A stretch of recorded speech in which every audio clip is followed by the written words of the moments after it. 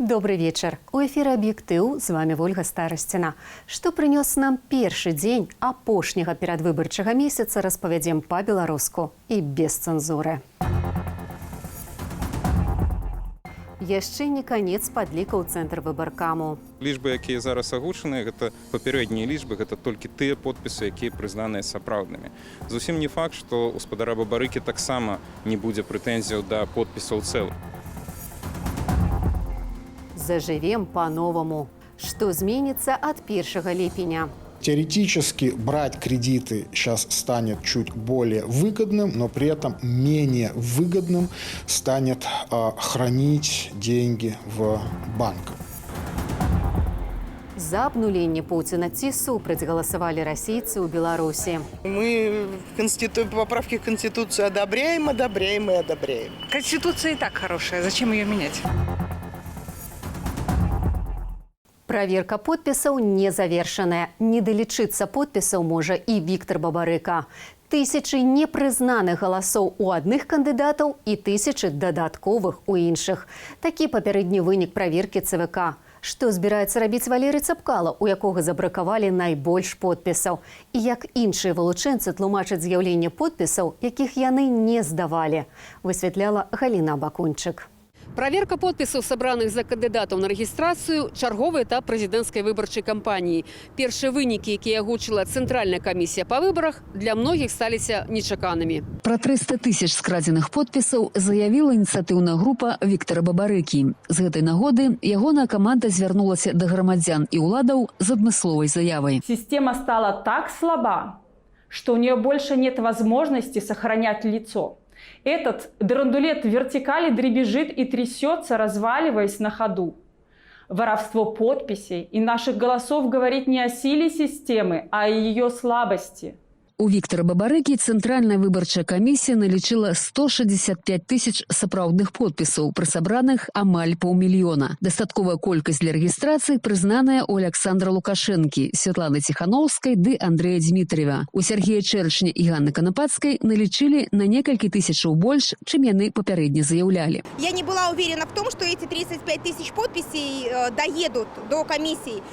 Но я очень благодарна тем активистам, которые все-таки нашли в себе силы выполнить договоренности и сдали эти подписи. Потому что лично я сама по Минску сдала более 110 тысяч подписей. Самым неспадзяваным вынік стаўся для Валерыя Цапкалы, які падчас адмысловай прэсавай канферэнцыі заявіў, што ягоная ініцыятыўная група сабрала 212 тысяч подпісаў, але сапраўднымі прызналі толькі 75. Самая большая цифра удивляет, я говорю, когда вот по Гродно, где один и тот же стол, один и тот же сборщик подписей, где просто он раскладывал в одну сторону папки с Ленинского района и в другую сторону подписные листы Октябрьского района.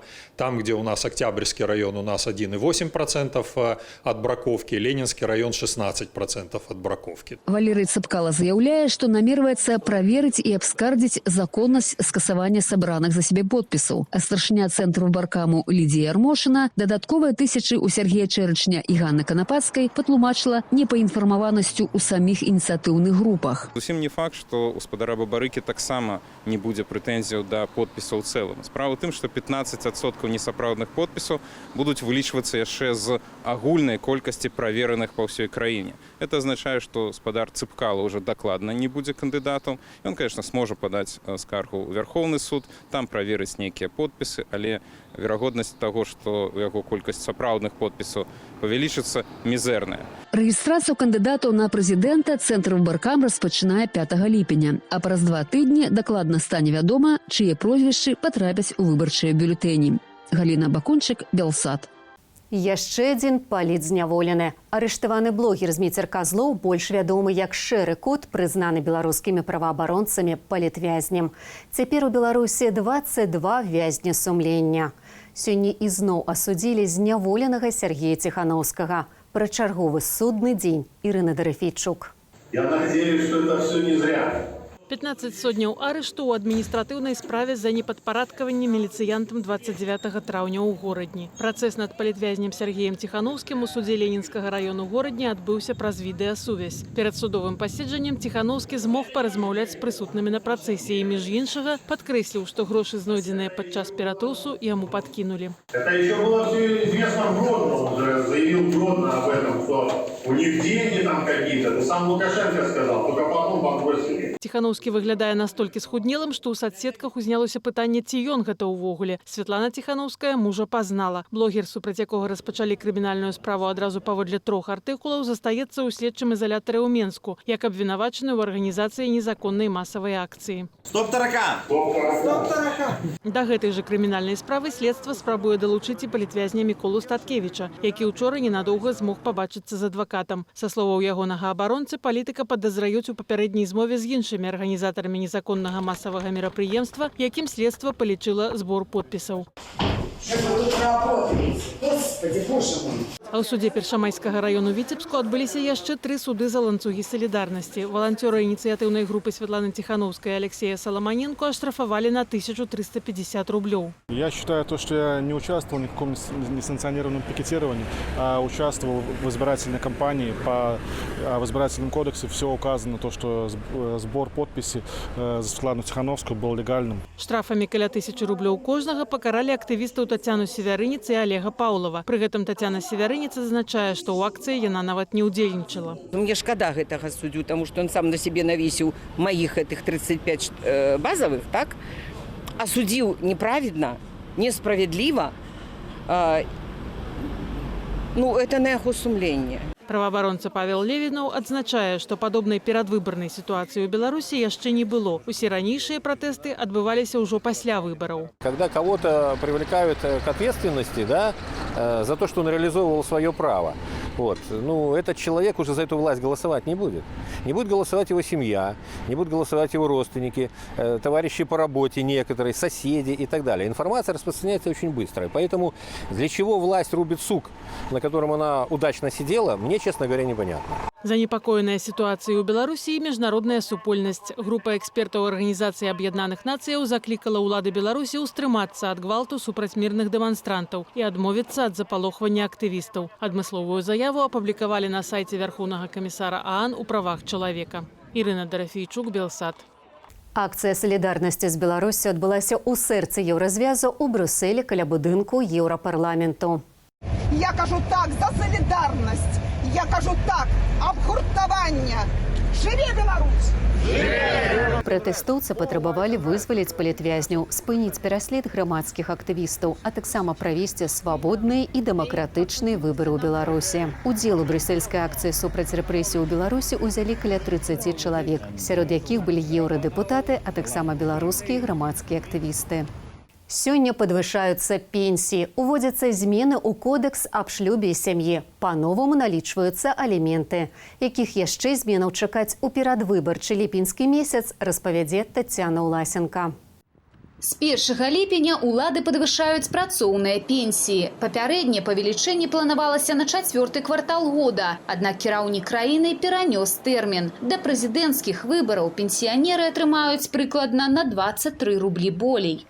Імаверна, пенсіянеры змогуць адпачнуць гэтым летам за мяжою. Тым больш, што кошт шэнгенскіх візаў зніжаецца з 80 до 35 еўраў. А нацыянальная авіякампанія «Белавія» адкрывае чартэрныя рэйсы ў Турцыю ды Егіпет. То запытаемся у жыхароў нашай сталіцы. Есть пенсионеры у нас, военные, там милиция, и все они могут куда угодно ехать. А в гражданских пенсия такая... Ну, дабы, чтобы протягивали жизнь свою. Пенсию платят вовремя, лекарства, правда, дорогие.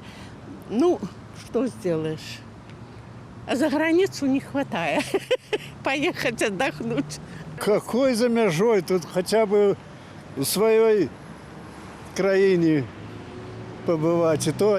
Тым часам літоўская нацыянальная віза, то бок віза катэгорыі D для беларускіх грамадзянаў зноў стане платнай, ды будзе каштаваць з улікам зніжкі 60 еўраў. Яна дае магчымасць заставацца ў краіне прыбыцця да 1 года. Такая віза спатрэбіцца перадусім студэнтам ды тым суайчыннікам, якія працуюць у Літве.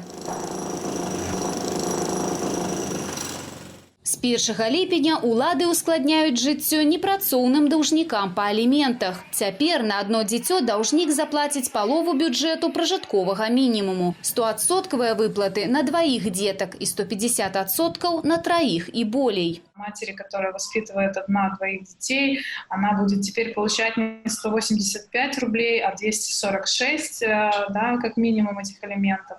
Конечно, это незначительные деньги. Очевидно также, что наша бюрократия, она не может эффективно различить между человеком, отцом детей, который действительно работает, уклоняется от уплаты алиментов, или между тем, кто может попасть в ситуацию безработицы. Змяняецца і кодэкс аб шлюбе і сям'і. Набываюць моц пункты, якія дазволяць натарыяльна заключаць пагадненне аб дзецях тым бацькам, якія не былі ў шлюбе або развяліся. Гэта дасць магчымасць юрыдычна замацаваць абавязкі.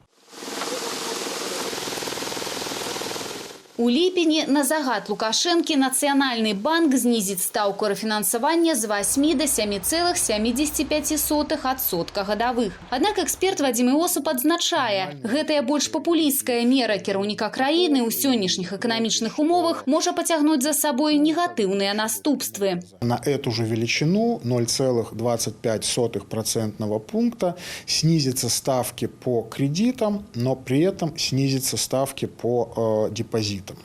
То есть теоретически брать кредиты сейчас станет чуть более выгодным, но при этом менее выгодным станет хранить деньги в банках.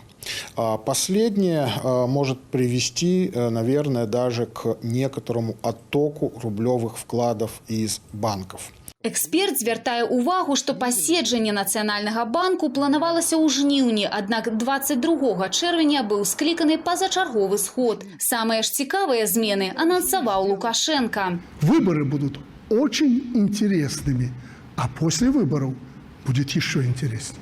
Это я вам обещаю. Тацяна Ўласенка, Белсат. Працягвае паводле афіцыйнай статыстыкі зніжацца колькасць новых выпадкаў COVID-19 у нашай краіне. Дагэтуль 1,5 месяца штодня выяўлялі да 1000 інфікаваных. Цяпер утрая менш. Паводле афіцыйнай статыстыкі за апошнія сотні каронавірусам у нашай краіне заразіліся 306 чалавек, памерлі 6 пацыентаў. Агулам з пачатку эпідэміі афіцыйная статыстыка зарэгістравала амаль 62,5 тысячы выпадкаў COVID-19. Некаторыя шпіталі ў сталіцы і рэгіёнах, што былі перапрафіляваныя для лячэння пацыентаў з каронавірусам, вяртаюцца на гэтым тыдні да звыклага рэжыму працы. Сёння асноўны і апошні дзень агульнарасійскага галасавання аб зменах у Канстытуцыі. У асноўны закон краіны прапаноўваецца ўнесці больш за 200 зменаў, сярод якіх галоўнае абнуленне прэзідэнцкіх тэрмінаў Пуціна. Пры гэтым у бюлетэні няма асобных пунктаў. Галасаваць можна або за ўсё, або супраць усяго. Александр Папко пра перспектывы Расіі. Застаться при уладе до 2036 года. Такие перспективы открывают перед Владимиром Путиным змены у российскую конституцию. Закон о поправках пачне дзеяць, калі яго падтрымаюць на усенародным галасаванні. Спасибо, вы проголосовали. Разом з абнуленнем папярэдніх тэрмінаў Путіна расейцам прапановваюць прагаласаваць за тое, каб у Конституцыі ўзгадалі веру ў Бога, пераемнасць іх краіны з СССР, штогадовую индексацию пенсию и семью, як союз мужчины и женщины. Это первый шаг к тому, чтобы в нашем государстве на самом деле начались серьезные социальные изменения в пользу людей труда. Правильные поправки, с которыми согласны. По поводу поправок я их даже не читала, если честно. Ну, смысл их читать, если за вас уже все решили. Упершыню ў гісторыі Расіі галасаванне праходзіла цэлых 7 дзён, каб засцерагчы грамадзянаў ад каронавіруса, тлумачаць улады. Галасаванне праводзілі ў выбарцаў удома, на падворках і нават у космасе. Датэрмінова прагаласавалі ажно 55% выбарцаў. Пераломом пляча скончылася спроба журналіста медыязоны Давіда Фрэнкеля зафіксаваць спрэчку паміж назіральнікамі ды старшынёй участковай камісіі ў Петербургу. Жанчыну абвінавацілі ў тым, што яна вынесла скрыню і вярнула ўжо напоўненую бюллетенямі. Валентина Матвиенко предлагает эту практику распространить на другие остальные выборы. 7 дней голосования, 7 дней возможности манипулировать ящиками, голосами, бюллетенями. Это прекрасно. Я тоже голосовала. Это руку берите. Это моя дочь, а это мой сын. И таким образом голосовали. Моя дочь вообще не здесь, и сын не здесь. Прымушэнне да галасавання і ўкідванне бюллетэняў. За час датэрміновага галасавання назіральнікі руху «Голас» атрымалі амаль 700 паведамленняў з прыкметамі парушэнняў. Поправки применяются пакетным способом. Изначально есть вопросы к самой процедуре, так как она не предусмотрена законодательством, но сомнительна с точки зрения конституционной законности. Сапраўды, расійскі закон 1998 года аб парадку прыняцця паправак у Канстытуцыю такой працэдуры, як усерасійскае галасаванне, не прадугледжвае. В стране произошел антиконституционный переворот, и теперь его надо как-то в общественном сознании легитимизировать, поэтому власть загоняет на участки всех и согласных, и несогласных. Некалькі тысяч грамадзянаў Расіі сваё меркаванне наконт змены ў Канстытуцыі выказалі на участках у Беларусі. Галасаванне прайшло ў Гомлі, Берасці, Астраўцы, Магілёве і Менску, паведаміў амбасадар России в нашей краине Дмитрий Мезенцев. В этом наборе поправок, по сути дела, план ближайшего развития. Не на год, не на два, на десятилетия. В области промышленности, совершенствования системы отношений всех элементов властной вертикали. Праз рэферэндум 1996 годзе ўзмацніў уладную вертыкаль і абнуліў першыя 2 гады свайго прэзідэнцтва і Александр Лукашенко. Наступны рэферэндум у 2004 годзе дазволіў яму абірацца неабмежаваную колькасць разоў. Дыктатары выкарыстоўваюць рэферэндумы як форму масавай падтрымкі саміх сябе. Ашукваюць праз сродкі масавай інфармацыі грамадскую свядомасць, а потым праз фальсіфікацыі надаюць рэферэндумам нібыта сабе легітымнасць. Паводле папярэдніх падлікаў расійскай ЦВК змены ў Канстытуцыі падтрымалі 70% удзельнікаў галасавання. Больш дакладныя лічбы абвесціць ужо неўзабаве. Александр Попко, Белсат. Свае галасы за змены ў Канстытуцыю і супраць іх аддавалі і грамадзяне Расіі, якія жывуць у нашай краіне. Апытаныя намі ахвотна дзяліліся тым, як галасавалі. Мы поправки в Конституцию одобряем и одобряем. Почему? Ну, потому что это все для народа. И Путин, вот лично нашу семью, вполне устраивает. Так что даже если бы он пошел на следующий срок, наша семья, большая семья, была бы только за. Конституция и так хорошая. Зачем ее менять? Что больше всего не нравится в этих поправках? То, что президент будет переизбираться опять. Я считаю, что президент должен быть определенный срок и не больше. Потому что власть портит людей. Голосовал я за изменение Конституции. Социальные вопросы отлично были. Но то, что обнуление президента, я, конечно, против обнуления президента, но поскольку они были в составе вопросов, пришлось голосовать за. Пенсия вот мне будет, компенсация ежегодно, без проблем. Она в Конституции записана. А так хочу дам, хочу не дам. Было. Сейчас будет по новой, надеемся. Практически все как бы для людей. Для великой, мощной, сильной страны, многонациональной. На завяршэнне запрашаю гаспадарства наведваць нашу старонку ў інтэрнэце, а таксама глядзець Белсат у прыкладанні Смарт ТВ. Белсат Смарт дазваляе глядзець канал у тэлевізары ды на тэлефоне. І не толькі ў простым эфіры, але і тады, калі вам хочацца і дзе вам зручней. На гэтым развітваюся. Усяго вам самага добрага.